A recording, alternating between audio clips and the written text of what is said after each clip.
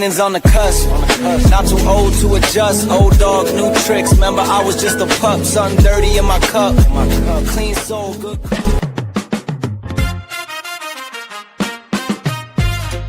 Yeah. Someone got gun on that dirt. Yeah. If I were podcasting, it would be insane. Knowledge blowing like the sweetest rain. Professor Bear on the mic, spreading wisdom wide. A bear's thoughts, that's my pride, can't hide. With the voices in your ear, changing the game. If I rule podcast. Welcome, and thank you for joining me today. I am Professor Bear, and this is A Bear's Thoughts. Guys, girls, I'm going to start this podcast off by saying I hate electronics. I hate them. Every time you depend on them, they break your heart. They always doing this to you, Professor. But luckily for me, I've had enough. How would I put this? I've had enough botches trying to do a quality podcast that I think I'm pretty ready for anything. So getting ready for this great interview with Paige, I have my stuff set up. I'm going. My mic stopped working. And I'm like, come on now, come on. Then I remember last night it messed up on me before I went on the podcast. So I'm like, oh, okay, I can fix it. I got enough time. Then after 5 minutes of getting frustrated, I said, screw it. That's why I have the back computer. Guys, girls. I get it.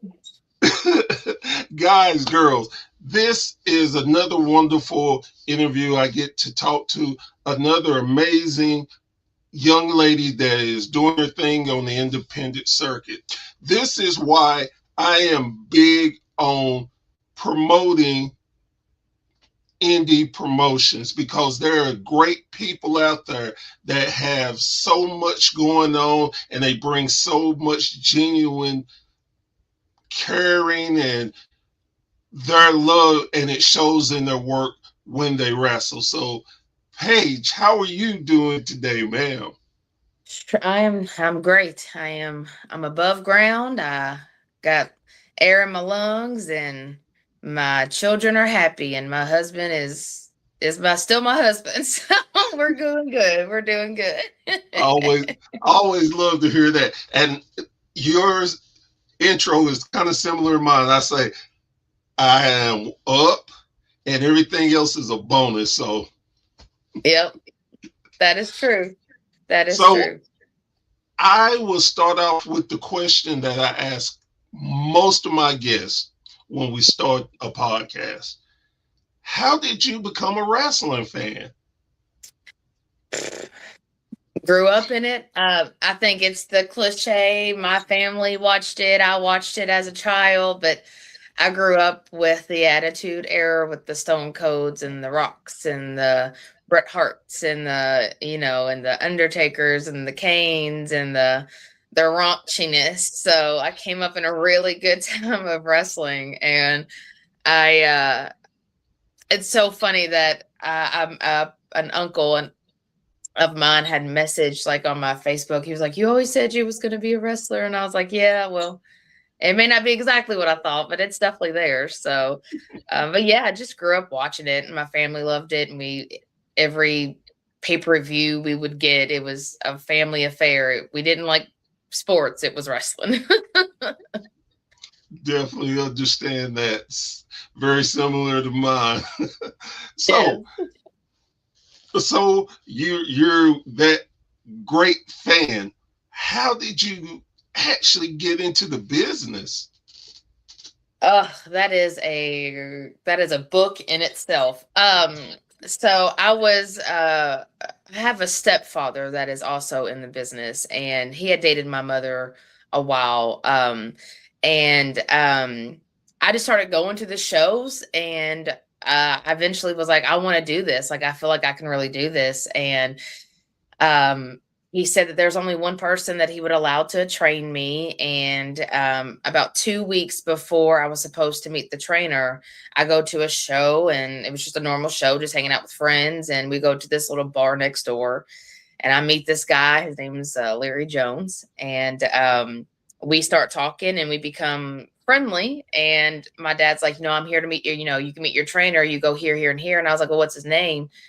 And he was like, Larry Jones. And I was like, I think I met him the other night. And then long story short, we became boyfriend and girlfriend and husband and wife before I actually got to wrestle. So I was around the business for like 6 years. And finally me and Larry were at a show, and I got to manage him at this show. It was just like a one-off show. And I apparently did really good. And he was like, I think you can do this. I think we should do this. I think you should start training. I think you should really look into it. And I've been in wrestling for 7 years now. And so I've been in the business for 12 plus years. And I finally I fought my way to get to where I'm at, for sure. Not just in the business, but literally with my husband. It took him forever to be like, you know what, we can do this. We can be a couple. We can be a wrestling couple. Like it'll work out. Because he's seen so much bad that I was like, well, they're not as tough as I am. So, and then here I am. So I'm excited to be here. So with that being said, you met your trainer / boyfriend / husband before your stepfather could introduce you. How crazy is that? That is fate in itself. We were definitely hands down meant to be regardless. And I'm a big spiritualist. My kids call me a witch, but I'm a spiritualist. And I believe things are supposed to happen the way that they're supposed to happen. And I met him at a bar next to a show, and I called him up and I was like, hey, I think you're supposed to start training me. My stepdad's Lester Brown. And he goes, yeah, that's not going to work. So either we're going to like be together or like, and I was like, oh, okay, cool. So I guess we're just going to be together. I'll just work my way through that. So, but yeah, he's definitely, he came a long way to be like, okay, we can do this. So with you being trained by your husband, Mhm. do you remember your first match? I was actually trained by my husband, my best friend, and my other best friend, Ronnie Roberts. He does the training at Grindhouse now. He was the original trainer, and trust me, he busted every ball I had. He did not give me any special treatment. He did not let me get away with anything. So I hate him to this day for that, but I also love him for that. But yeah, so all three of them had definitely a huge hand in anything that I do. But I don't know. I'm so sorry. What was your original question? I got into that. No problem. Do you remember your first match? My first match. Yes, sir. I had a cage match, my first match. It was, I'll have a lot of opportunities in a chance of, well, this fell through. Are you willing to fill in? And then they see what I can do. And then that's how I kind of get my foot in the door. So I'm just kind of always there in case, I guess. But I guess that's what happened. I guess something had fell through, and we were like doing like a big blowout between me and this girl. And I wasn't supposed to have the match yet, but we had to have the match, and it was supposed to be a cage match. And they were like, do you feel comfortable? And I was like, yeah. I did not. I was really nervous and really scared, and I thought I was going to throw up. And we had a cage match, and it was an awesome match, and it was an easy first match. And hands down to Larry and Max and Ronnie for trusting me with it, and hands down to Kayla Cassidy for being able to get me through the match, because she had been wrestling before me. So, it was a good little match, and I pushed right on through with it.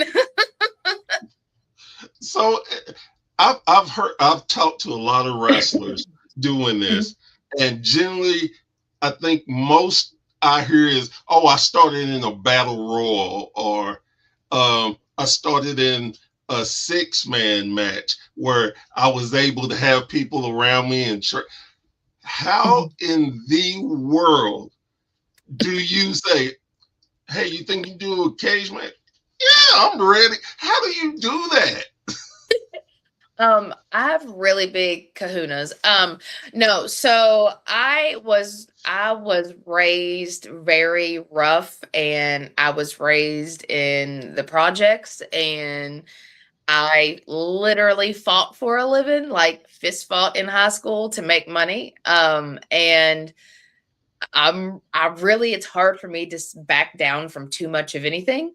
So if somebody's like, hey, do you wanna, or hey, if you say, do you think you can? I'm like, automatically, yes. I don't even know if I can. I'll figure it out on the way. But I will do it. I promise you, just to prove to you that I can. I, I love that attitude. I mean, it's a winning formula. Even if, let's just say, you screwed it up, it was the worst thing ever, but you didn't let fear stop you from at least attempting. And that's Oh such an amazing thing, especially for. And how old were you when you started? Well, I I, was in my 20s. No, I, I don't care about it. I'm not that kind of person. I am 36, proud 36. I've lived a very long 36 years, and I'm very proud of that 36. I was, gosh, I was 2018, so I was probably 28. I was probably 20, in between 26 and 28, I think, when I started wrestling. Yeah, when I actually started like being able to do more than announce or to hand out the tickets or be paying at the door. You know what I mean? So right, yeah. right. So, and I don't mean to really dwell on it, but I got a chance. My first time in a wrestling ring was in a cage match too, and Mhm. the whole show was cage matches, and I Mm, again got my first time to be in a ring and cut a promo, and I was just like super amazed. I'm like, oh my God, I am in a cage match. I'm not right. wrestling, but and there's people out here and they're cheering for me. I lost my mind. Matter of fact, during the promo, I skipped over something I was supposed to say, and I recognized it when I did it. So I kind of weaved back into it to give it to Mhm. the person with the most experience to take the mic from me. So again, I get it a little bit, Yeah. but another question I would love to ask you, because as not a wrestler, never trained or anything, I was blessed to be working with a company, and they wanted me in the ring to help set up the main event. So this is my first time going behind the scenes, really. So I'm standing in Gorilla, and that was mind blowing. Seeing everything is like, oh wow, cool, cool. I walked out, they hit my music, I walk out. I immediately get tunnel vision. Mm, I hear I couldn't hear my music, I couldn't hear the fans. I honestly still don't know how I walked around the ring because everything was a blur to me. mhm. Now, is that how you feel when you started? Is that how you felt, or do you feel that way now? Just get kind of a blur. Yeah, I would say honestly, it's not really like a blur. I think it's more like just a, I don't know, like you just go into like a different world. You go into I'm a different demeanor, I'm a different person. My attitude's different. I talk different, I look different, I sound different. I come across different. I'm more cocky, and which is hard because I'm cocky already in real life. And It's a tunnel vision. It's how I would imagine an actor would feel when they would go on set to like play a character. And Right. the best part about my character is I get to just be me amped, and that's really all I am. And I think a lot of people, they look at me, and I am 36, and I'm a short white mom. Like, you know what I mean? I'm a soccer mom, and that's what I look like in every day. You know what I mean? I have a Right. shoot job just like everybody else. I'm a pharmacist tech. Like, that's life. And when I get to go out there, I get to be that badass girl that used to beat girls up in high school for $200 a pop, and would win, and never got knocked out, never got put to sleep, never. I lost one battle, and that was the only battle I decided I was going to lose because I didn't like that feeling. And that's that I get to be that person again. And I think that's the best part about wrestling is you get to be a version of yourself that you don't always get to be. I, I definitely understand that. Um, what is your thoughts on wrestling for females today? Do you think it's better than what you grew up on, or what is your feeling about it? Yeah, that's an iffy one. I think I see so many, like I told you when you asked me about my tag on Instagram. I absolutely love. I'm married. I have been married. I will stay married. He is my husband. I love him, but I absolutely love women.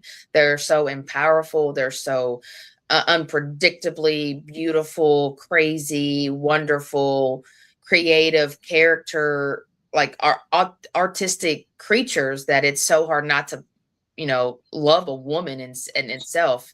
So that means I have to love myself, obviously.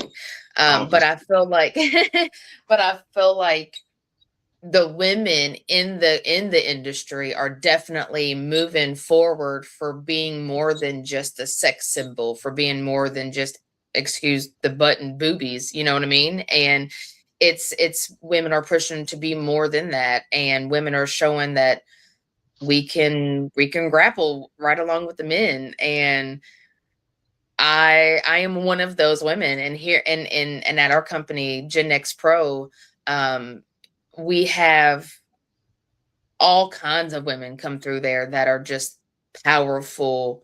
We have women like Big Mama from the Ohio area, and Stevie Ash from our academy, and Lexi Green, who was my best friend, but she's a butthead.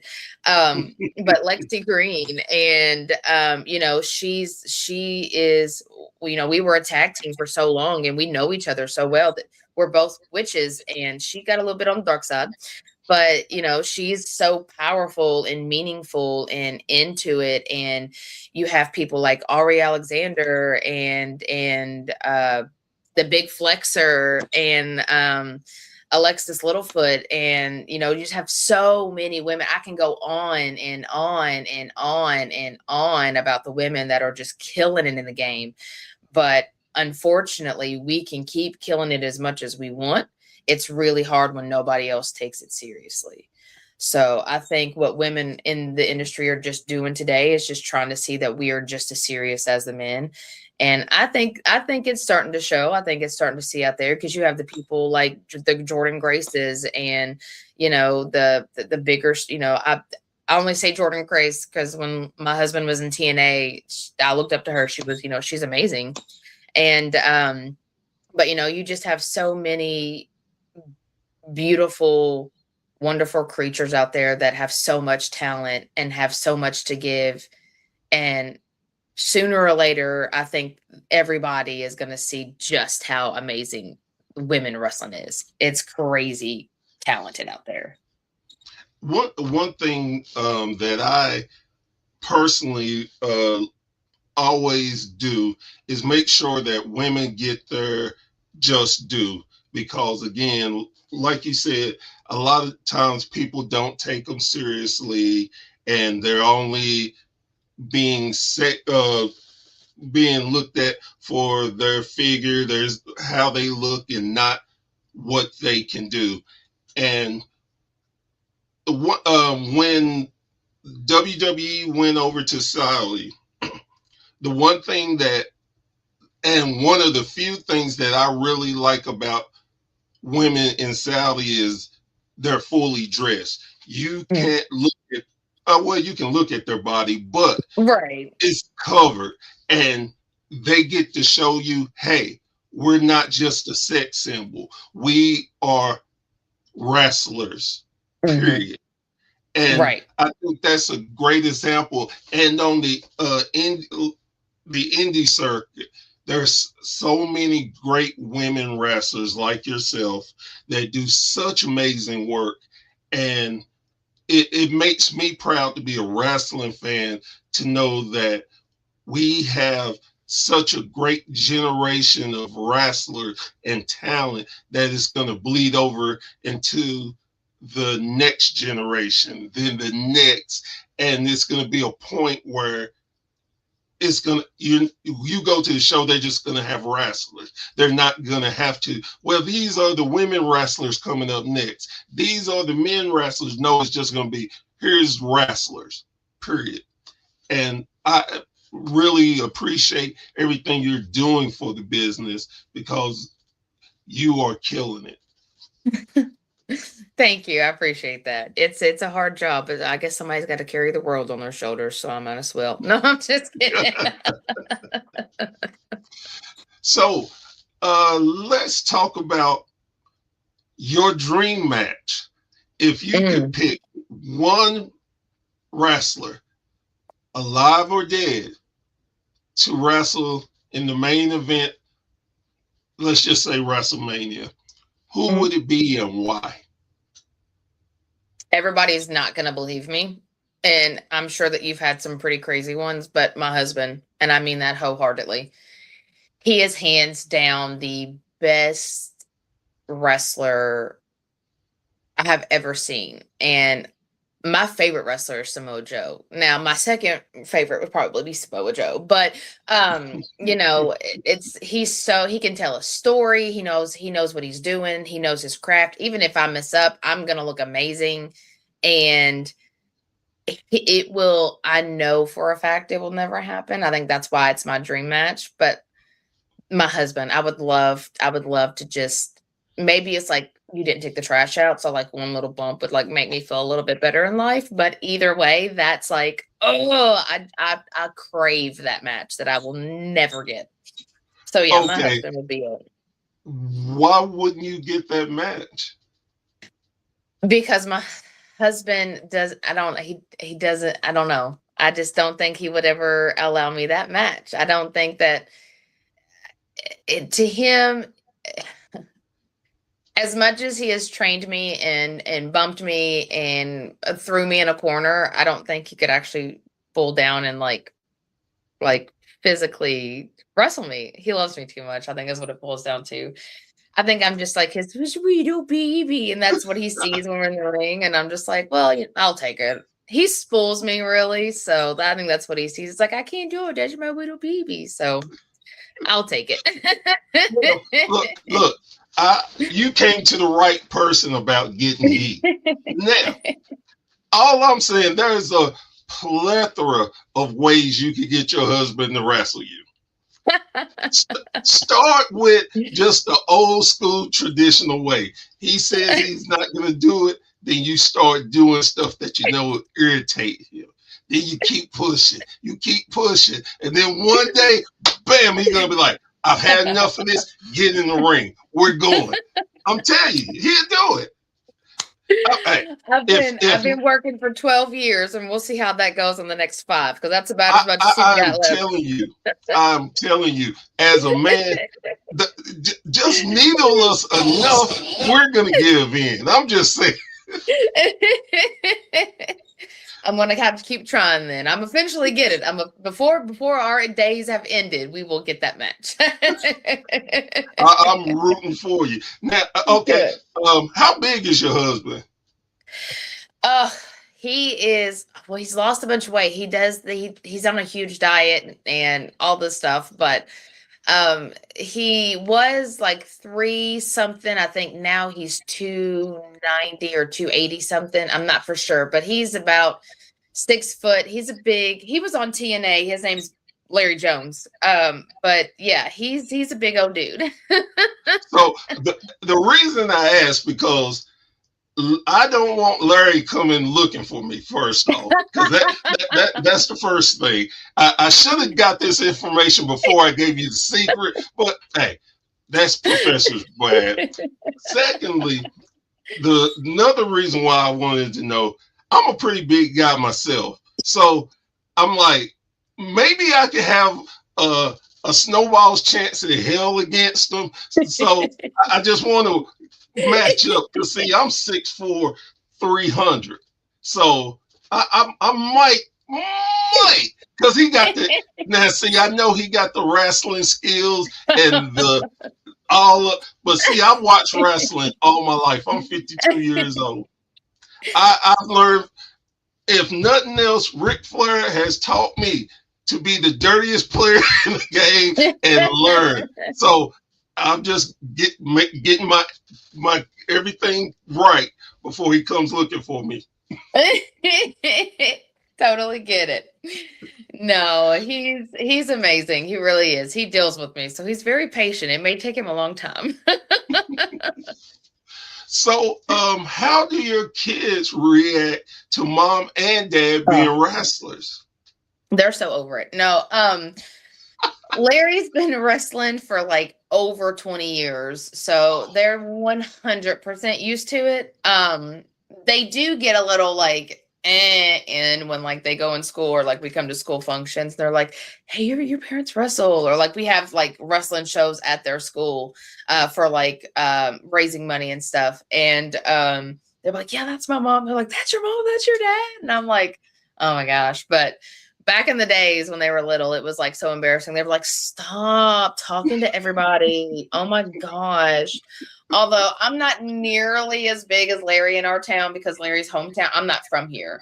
Larry is hometown boy. So he definitely gets the Walmarts, the Krogers, the fairs, and everybody's like, "Oh my God, can we go one place? Just one."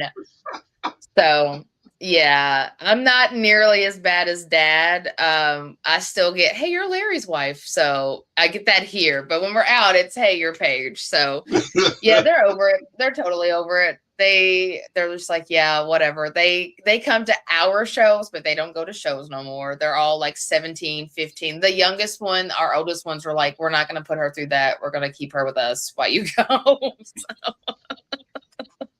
Oh, wow. It is such a funny thing. Sometimes when when my kids were younger, I used to work at Toys R Us. And for me, I'm like, man, that's kind of embarrassing. My kids loved every minute of it. They told their friends, and, "Oh, my dad can get me that. He worked at Toys R Us." And it's like, I would have never thought they would have had that reaction. I love that. I love that.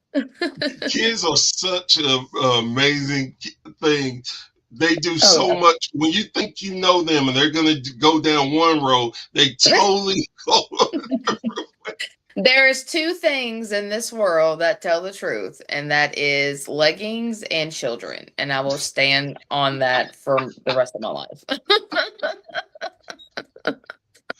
So let's talk about championships. Gosh. Tell me your championship history. So I think my proudest one, honestly, is ours. Gen X Pros, the company that my husband and his best friend run. I just am on the paperwork. But that's my proudest belt. I worked really hard to prove that I don't get that belt because I'm just Larry's wife, that I got that belt because I'm a kick-ass bitch, and that's just that. And but I've had so many. I've carried a few. I've out of West Virginia, Indiana. I'll just, gosh, I can't even like remember them all. I mean, I'm carrying 2. Well, I was carrying 2 up until 2 weeks ago, I was carrying our Gen X, and then I was carrying AACW out of Indiana. I was carrying their belt, but I got cheated out of that. So now it's just the one belt page. But I plan on getting anything and everything that I can get my hands on, to be completely honest with you. I thought I was going to slow down a little bit on the wrestling, but I think I'm in like my prime. I think a woman's prime is like their 30s, and I'm just like, hey, I'm there, so let's do it now. You know what I mean? And my husband was in his 30s when he got signed to TNA, and I'm just like, I could do this. It's fine. It's really okay. So, what is your goal right now? What is the thing that continues to drive you to be the best women's wrestler that you can be? Obviously, my family. That's hands down. But aside from like the obvious, I feel like just being, gosh, I think making my dad proud. My dad passed a few years ago, but I think in the end, being able to look up and know that my dad is proud of me, I think is what drives me the most. I think that I know that my family will always be proud of me, but my dad was my hero, and he always wanted me to do what I wanted to do in life. And I came up from a really rough past, and my dad helped me through pretty much up until I met Larry. And I owe a whole lot to my dad and my stepmom. And I just know that when I look up at the end of every match, if I feel, because like I said, I'm a spiritualist. My dad stays with me all the time. Like I literally hear his voice. But I think at the beginning of every match, I talk to my dad right before I walk up, and at the end of every match, I say, Dad, how was I? And as long as I don't feel like I did him wrong, then I know that I don't care what anybody else says, because my dad loves me. So love that. Definitely love that. What would you say is your most embarrassing moment in wrestling? God, I have so many of those.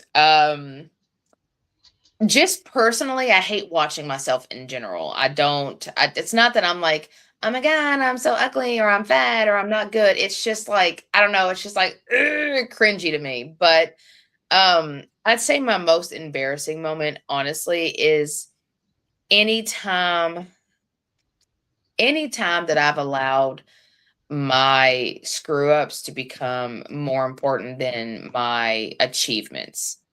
And I mean that just with like me and my husband, whenever like, cause I 100% like what he thinks it means a lot to me.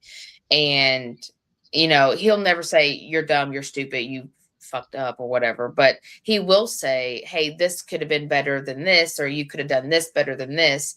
And I think anytime I allow my pride to overdo my adultness, I guess that's the only time I'm ever embarrassed. In the ring, if I mess up, then I'm human, girl. Okay, I still look good, so it doesn't matter. You know what I mean? Like, whatever. I'm still pretty. So what is your excuse? That's how I look at life. But I think more than anything it's my pride is my biggest downfall, but it also is my biggest, my best thing about me, I guess. I love the answer. And what was the best part of that? It was genuine. I can really feel that you believe what you're saying is not just because we're doing this podcast. You truly believe that. And it comes through. Thank you. I've always been my closest friends know me the best, and they'll tell you that a lot of people, it's not that people don't like me, because people really do, but it's also just the fact that I'm so honest, and maybe too honest sometimes. And I'm just like, well, I don't like things too, but here we are. So you're that blunt friend that everybody looks to is like, oh, I want to say this, and they kind of nudge you. My turn. That's me. Guilty. Um, do you still keep up with WWE or AEW?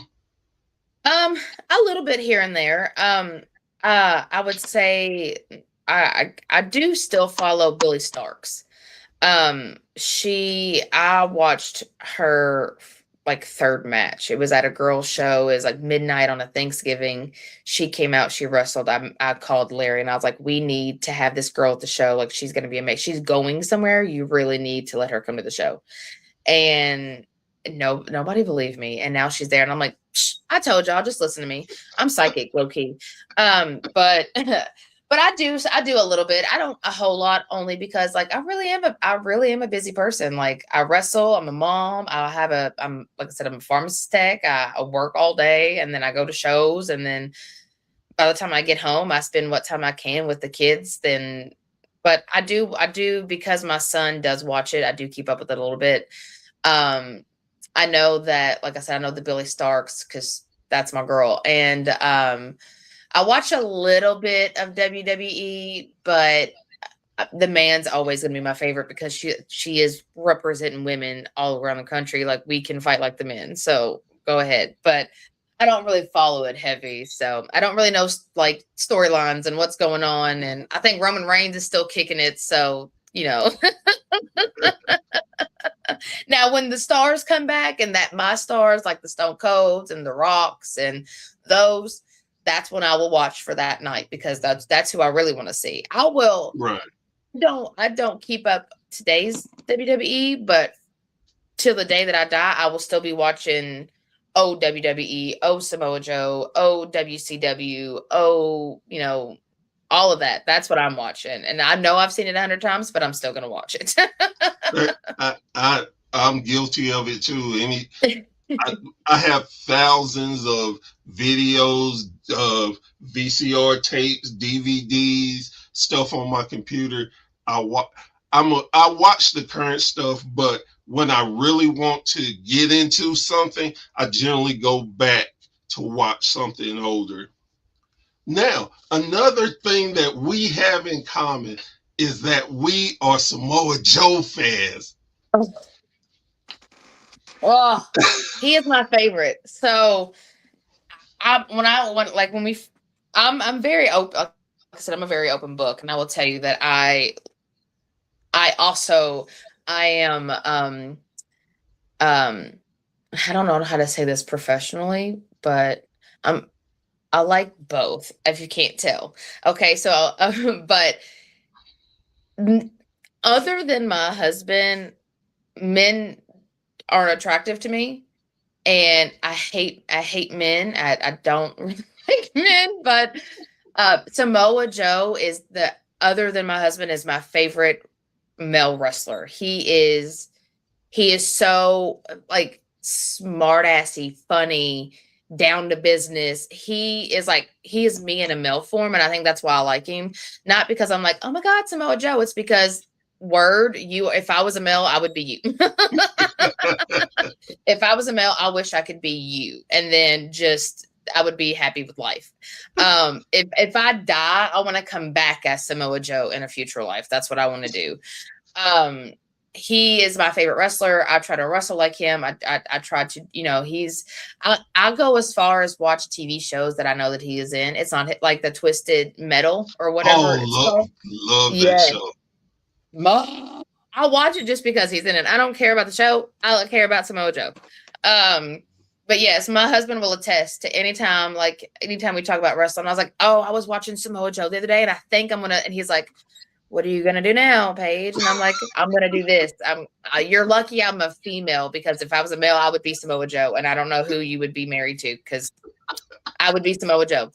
But yeah, Samoa Joe was my favorite. What I love about Samoa Joe is, like you said, not just the toughness, because he's legit tough, but his psychology is such an amazing thing. No matter where on the card he's needed, he can fit that bill and knock it out the park. I love his. He's one of the best talkers that people do not give him enough credit for. Mm-hmm. I can watch a promo with him and be so amazed.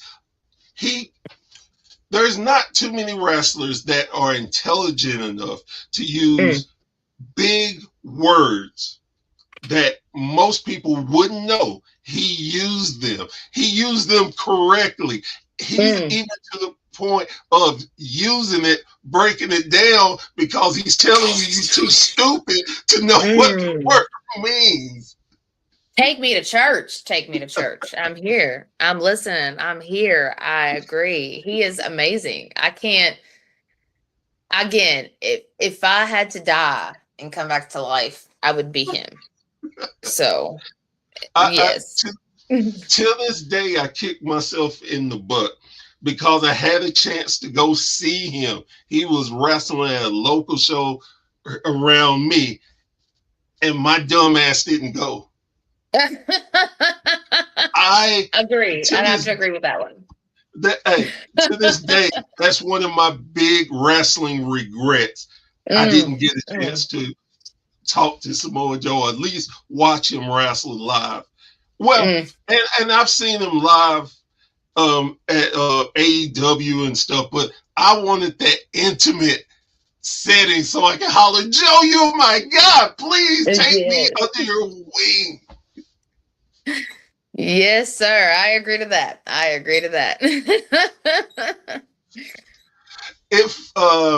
If you had a chance, you had a spot on a major show, the only thing they wanted you to do is come in the ring and punch somebody, who would it be and why?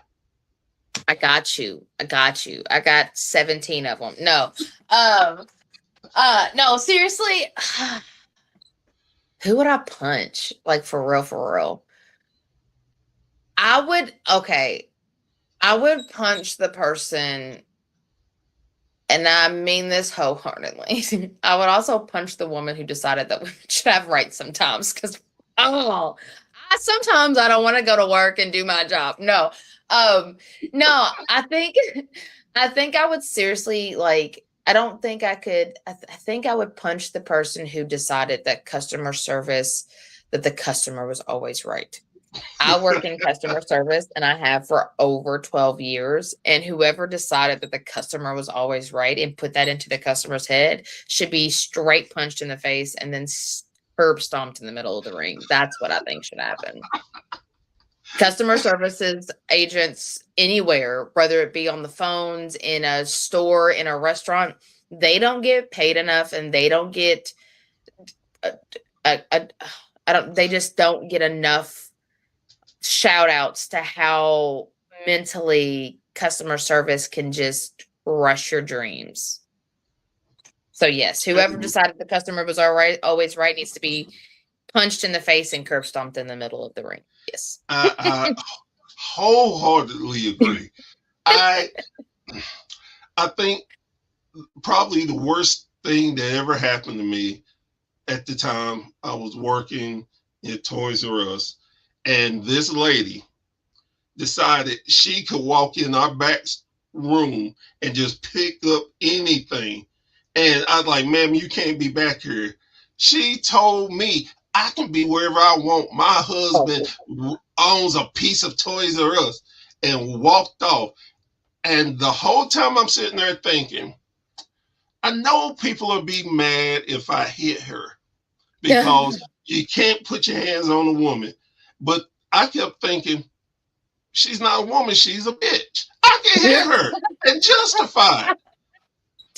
I feel that's justified. I feel that's I do not believe in domestic violence either way, but I feel as though that would have been justified to smack her across her face. So I would have bailed you out. It's totally fine.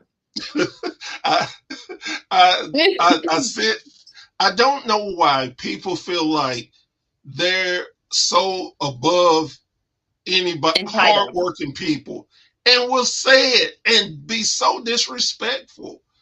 Like I said, I was raised in the PJs. I'm actually Native American, and like I don't know what my biological father is. He's like German or something, but I'm half Native, half whatever he was.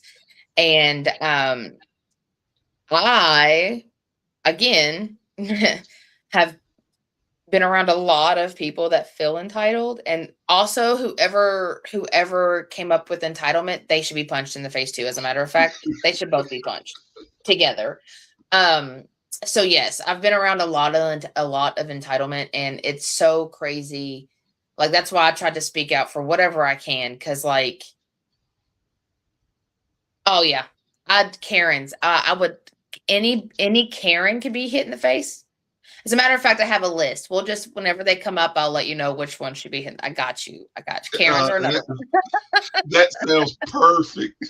So throughout this whole interview, I noticed your shirt, and I know the only thing I noticed was the thug on it. While you were talking, I was like, okay, thug life, that's cool. Then I realized, wait a minute, that's not Tupac. Wait a minute, that's the Golden Girls. It is. It's the Golden Girls. It's my life. And the only thing that I was thinking is, holy shit, I have to get that shirt. My son loves the Golden Girls. I have to find it so I can give it to him. My daughter bought it for me. She was, gosh, I don't even know where she was at. I just got it like a week ago, and she came home. She was like, I saw this and I completely thought of you. And I was like, oh Lord. And she gave it to me. And then, yeah, she actually knows that I'm okay. So you may have to bleep this out, but I love Tupac. Do not get me wrong. Tupac is the man, but Biggie was also the man. Okay. Don't hate me, but Biggie was also the fucking man. Okay. So, but like Thug, like she knows that like, that's the kind of music I listen to, like they'd hate it sometimes. They're just like, hey mom, why don't you listen to, I don't know, like family friendly music? And I'm like, no, because I'm trying to do a shootout tomorrow in the back of my caddy with T.I. So calm down. But and she found this and she was like, oh my gosh, I saw this and was like, this is totally you. And she knows that I like the Golden Girls. I actually love the Golden Girls. They all thugs. I don't care who you are. They thugs. Okay. Yes, and they are. Yes. So the mama, she the biggest thug of them all. She don't even care. No, So yeah, I think like Walmart or something, to be completely honest with you. So definitely look at your local Walmart. They may have it. I definitely will, because like, and it's again going back to your kids. Some of the stuff that they like and don't like, it just blows my mind. And when my son started watching the Golden Girls, I didn't say nothing at first. I just stood and watched, and I'm like, he's actually watching this. So one day I talked to him. I'm like, why you go? He's like, because they're the shit. And I'm like, okay, I couldn't say anything else. I was like, man, you got that. Yep. Yep. So, They thugs. They hoe thugs. They hoe ass thugs. I love them. I think it's my foreshadowing, is I see me being them when I get old. I'm just like, I'm old. What are you gonna do? What are you gonna say? I'm old. Let me be old. Since I've hit this mark in my life, I think, wow, I get it. Yeah. Why they just didn't give a damn. They, like, what you gonna do to me? I've been through it. So what? We've been through so many wars, 9/11, 2020. So, 2 years of that. 2 terms of that. We've been through it. So, but yeah, they the shit. I like me some Golden Girls. So, with that being said, what would be, if you had a chance to script it out, and live it. What would be the best way for you to end your wrestling career? Go out in a blaze of glory. I want to have a title run, title match. I want to hold the Gen X, not the Gen X women's title, because I have that. I want to hold the Gen X world title. That's what I want to hold. I want to show to everybody that we are one, and that title is not just for the men. That title is also for the women. And then I can go out, and then I will be fine, and then I can just spend the rest of my life being Blanche, and I'll be happy. Of course, I found it funny that you went with Blanche.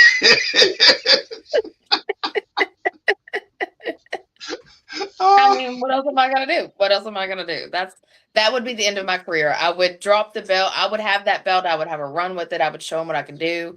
And then I would drop it to the next person who is the best in Gen X. And right now we have a ton. Right now we have so many good people in our company.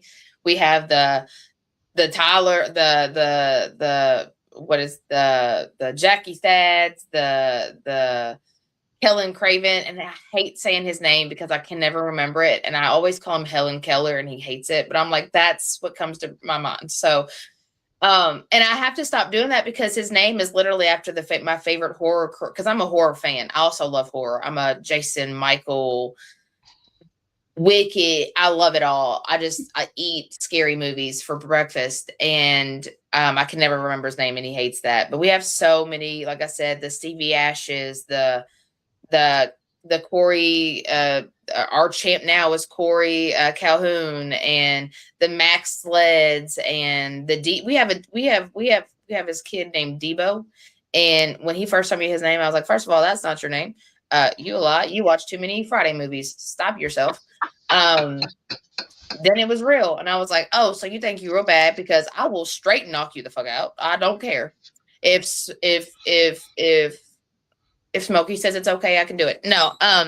So Ice Cube said, okay. So no, but yeah, yeah, we have so many. That would be a good little, okay, I've had my run. Y'all have it from here on out.